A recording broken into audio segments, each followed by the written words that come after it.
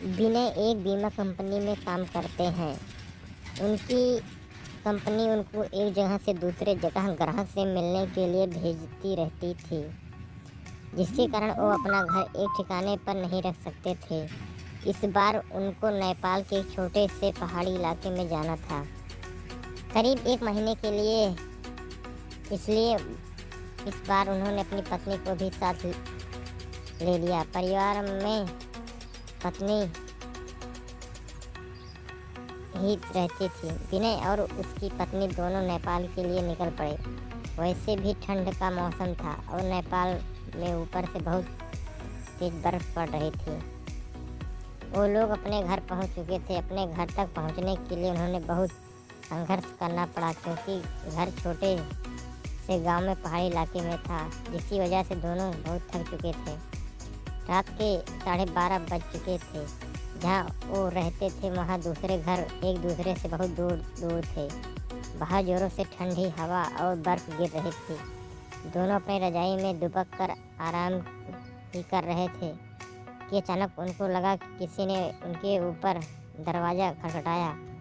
फिर उन्होंने सोचा कि क्या पता तेज़ हवा चलने की वजह से ऐसा हो रहा हो, इसलिए उन्होंने उसको अनदेखा कर दिया। अगली सुबह विनय जिस काम के लिए आया था उसके लिए वो निकल पड़ा। उसकी पत्नी घर में अकेले ही थी। उसको समझ नहीं आ रहा था कि वो घर में बैठे वक्त कैसे बिताए। उसने सोचा कि चलो बाहर जाकर ही कुछ देख लिया जाए। बाहर ठंड तो थी पर हवा नहीं चल रही थी, इसलिए हमने अपना स्वेटर पहना और बाहर निकलने को तैयार हो गई। जैसे ही उसने अपना घर का गेट खोला, उसे देखती है कि घर के पास बने एक खंभे के पीछे एक छोटा सा बच्चा खड़ा है, जो उसको चुपके चुपके देख रहा है। विनय की पत्नी ने उसको अपनी ओर बुलाया, वो नहीं आया और वहाँ भाग गई।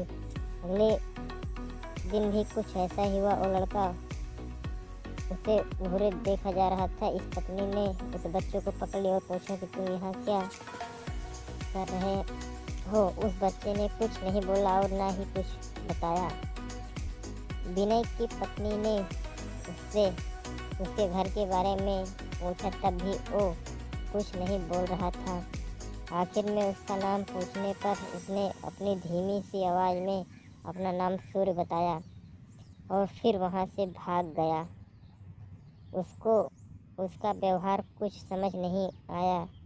ये सिलसिला ऐसे ही चलता रहा। वो बच्चा रोज़ उसको खंभे के पीछे से निहारता रहता था। उस दिन रविवार की रात थी। दोनों घर में अंगीठी के सामने आग तप रहे थे, तब क्योंकि बाहर की हालत बहुत ख़राब थी। इतनी ख़राब थी कि कोई देर के लिए बाहर निकल जाए तो उसकी जान चली जाए।